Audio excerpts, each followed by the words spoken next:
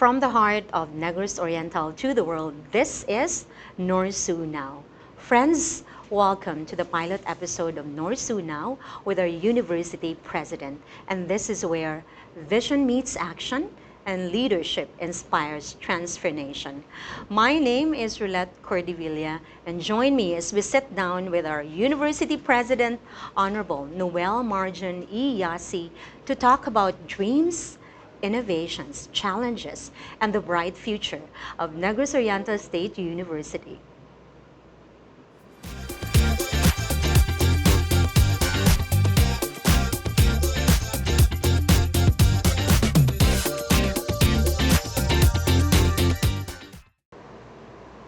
For our pilot episode, I am humbled to be with our university president, Honorable Noel Marjan E. Yasi. Sir, maayong adlaw. Good day, everyone, and to those who are watching our pilot episode of NORSU Now.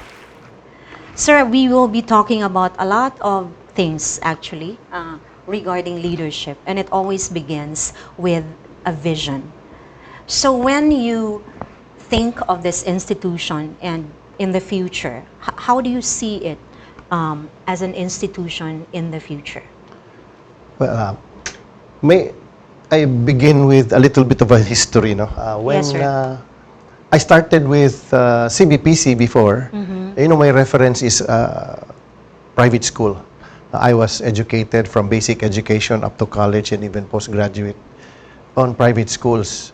And so when I transferred from a nearby university, and when I transferred here in CBPC at that time, I was assigned to a classroom where I was expecting so much. There was, it was a temporary room. It was like a shanty.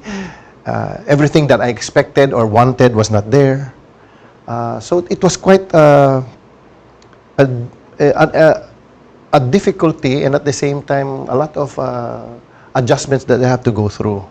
And so through the years of my being here, when CBPC transformed into NORSU, as it gradually grew and developed, it has always remained in me that I wish and I hope that NORSU would become like a private school, even if it's a state-owned university.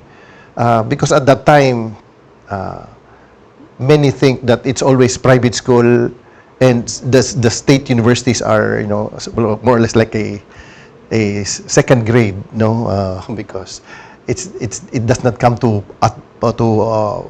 be at par with the private schools. So those were my visions, but it gradually grew when the government started pouring out resources to state universities. We were able to come up with that. And so my dream really is to become a state university that has the prestige, that it has even the image of not just at par, but even perform better than private schools and all other schools. I'm not in competition, but I think it's just worth the investment of the government pouring into resources into this. And that's why we say in NORSU, our pride, our hope, and our future. It starts with the pride.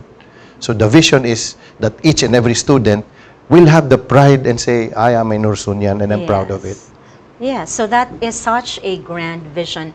And I think 15 months into your leadership, we can really feel the transformation, not only on campus, but the way we are looked upon by the community. So what are the personal values that you have, sir? The beliefs that you have that help you steer the ship of Negros Oriental State University on a daily basis?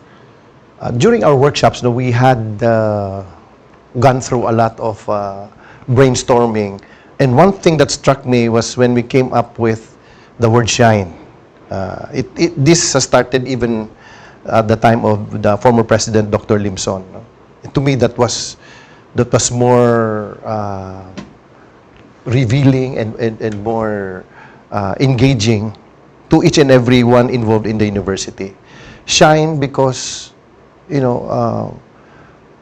it's inspired from the words of our Lord Himself. Let your light shine before men, that they may see your good works. what good is a light if it's hidden on a bushel? So, True. with the resources given by the government, and with so many students coming from economically disadvantaged communities, when you see them hurdling the difficulties and being successful as top-notchers, as being Yes. successful in their careers, it makes that individual shine. Yes. And so it's very fulfilling, very significant to the community that not just the economically privileged has the opportunity to shine and be successful. And so that's the vision, that each and every student will shine and be part of a bigger contribution, not just to Negros Oriental, but to the entire country. Yes. So to our televiewers, SHINE is our acronym for our core values. And this stands for spirituality, honesty, innovation, nurturance, and excellence. And from the response of Dr. Yasi, everybody who comes to NORSU has the opportunity to shine. So you spoke of difficulties, sir. So when we speak of difficulties and challenges, especially now that the educational landscape is fast evolving, it's changing, like on a daily basis, it changes. What do you see are the biggest challenges? The biggest challenge right now is actually when technology has pervaded the entire world, communications, you can be connected almost everywhere in the world, wherever you are. The world has gotten smaller. So in other words, what you do now, what this university is doing can be known by the rest of the world if they connect with us. So to me, the challenge is really to be globally accepted. We are producing graduates, and our graduates should be accepted by the industries, not just in the country, but in the world. Yes. So because we are one of the top producing countries that exports services, employees to the rest of the world. If our graduates and if our institution is not recognized by the world, then they are relegated as like a second-class citizen, that they are of less value.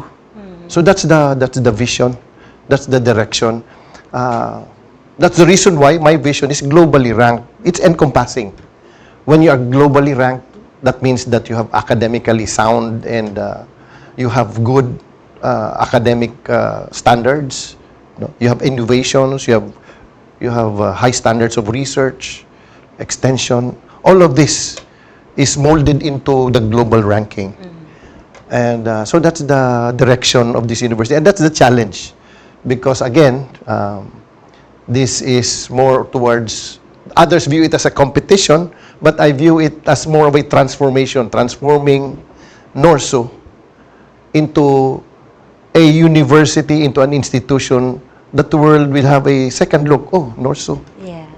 NORSU is something that needs our attention because they produce graduates that are very, very valuable to our company. So that's the bigger challenge to the faculty, to the administration, even to our external campuses, that we can produce globally ranked, globally accepted graduates Yes. of the future. In short, it's for NORSU to be able to penetrate the global arena. Right. Exactly, And I exactly. believe, sir, also one of the biggest challenges today would be technology. So when we speak of technology, perhaps you can share with our viewers or the community na ba tayong mga tech-driven projects that are worthy of sharing, sir? Yes, Happening yes, on campus right now?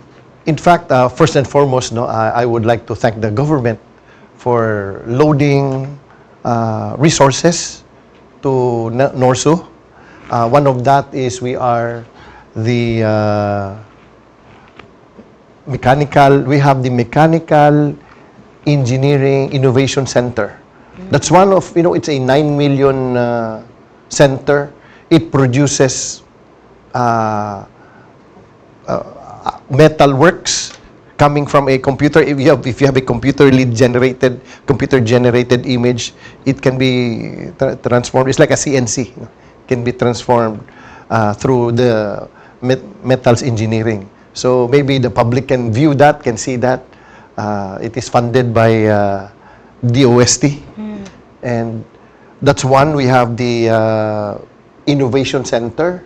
We have state-of-the-art facilities in our innovation. We have a state-of-the-art hot kitchen that has been newly opened about a few months ago.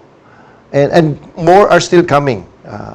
There are still a lot of projects. In fact, we are in the process of procuring around 170 million projects and equipments for the engineering, architecture, and the College of Industrial Technology. And with that, these are technology, because we are in a world where we are very technology driven. Yes. We need AI to be infused in our curriculum, and all of these things. We are working hard on our automation, on our digitalization, and all of this hopefully will come into fruition in the next few months. Yes. As a procurement. You know how it is in the government. Sometimes, not sometimes, but the procurement process takes a while, compared to other institutions. Yes, sir. So with the many things that you have mentioned, kung na-ay curious nila, sir, those watchers who would want to visit NORSU, open ba ning atong university, sir, for them? Oh, yes. to Open visit good. the innovations that you just mentioned earlier. Yeah, it's open. In fact, ang Innovation Center, some of the nearby universities are availing of our equipments and scientific facilities. And by the way, for the public to know, our Innovation Center has been transferred to Bahumpandan. We have a growing campus there.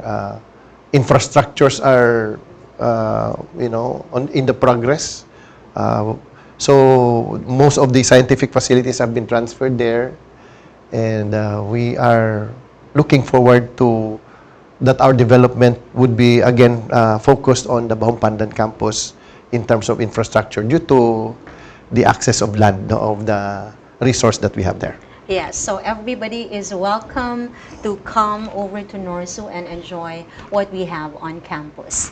Another great contribution that we have is our strong commitment, sir, with the community. Now, what drives this commitment? The university has to be transformed to engage in the communities. What good is an education if it remains in the four walls of the classroom? Right. It has to be conveyed to the community so that everybody will be involved in the development. And the commitment to that is to have everyone love education and progress. So I'm reminded of say Antoine Saint-Exupéry when he says, when you want to build a ship, don't just give them wood, a hammer or a nail, but he says, teach them to love the vast and endless sea. And to me, it's the passion. When fishermen loves to when you are a fisherman, you love to be on the ocean. That's why you want to build a ship. Yes. So that's why the community engagement has to be into that direction. Because you love the Philippines and you love your community, you love the people around you, your family. That's why you engage with them and to elevate them from where they are. Yes. Particularly, especially that the mandate of State University, and especially NORSU, is to reach out to the poor, to reach out to those that are economically disadvantaged, and to bring them into a level where they could be successful.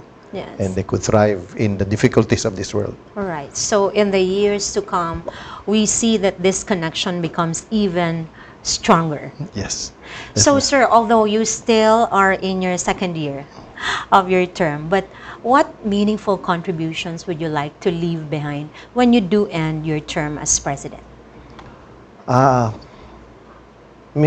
I just on a day-to-day basis, trying to do my best while I can. I believe that this opportunity given to me is a blessing, and I think my personal direction is that I would like to see NORSU become a globally recognized institution, one that everybody is proud of, one that has elevated. When I came in, it should be better than where I started. That when I get out of this and then when my term ends, it should be a lot better than what we are now. And so that the next president and the next presidents from me will build up from there. Yes. And we can build a better NORSU, we can build a better Negros Oriental, because we're the major contributor. In Negros Oriental, we are 32 to 33,000 strong students.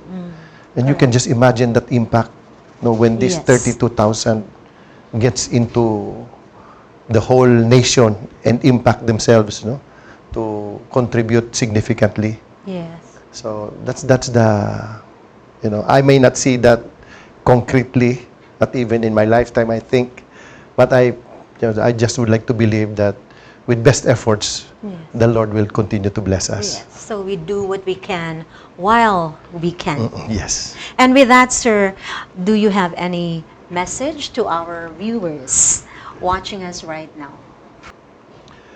To the entire NORSU family, each day at Negros Oriental State University is a new opportunity to ignite our minds, transform our lives, and shape the future.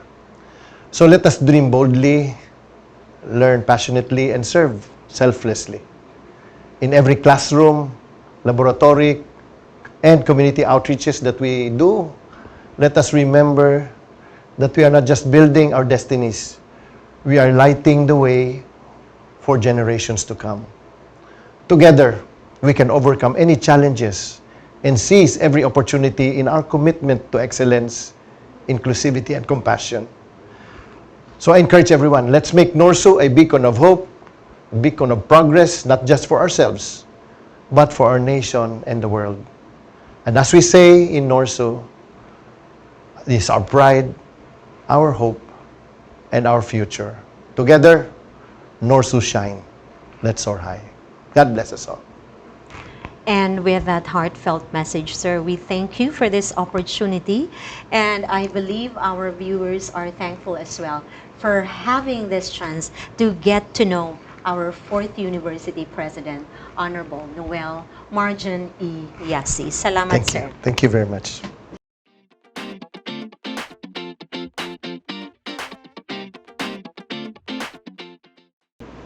As we close this pilot episode of NORSU Now, we are reminded that leadership is not just about direction. It's about innovation, connection, and the heart. From vision to action, from campus to community, NORSU continues to rise, powered by people, purpose, and passion. This has been your host, Relat Cordivilla, saying, this is just the beginning. The story of progress continues here on NORSU Now. Okay. Okay, sir, thank you, Thank you. for Thank being you. our guest for the pilot episode. Thank you. Thank you very much.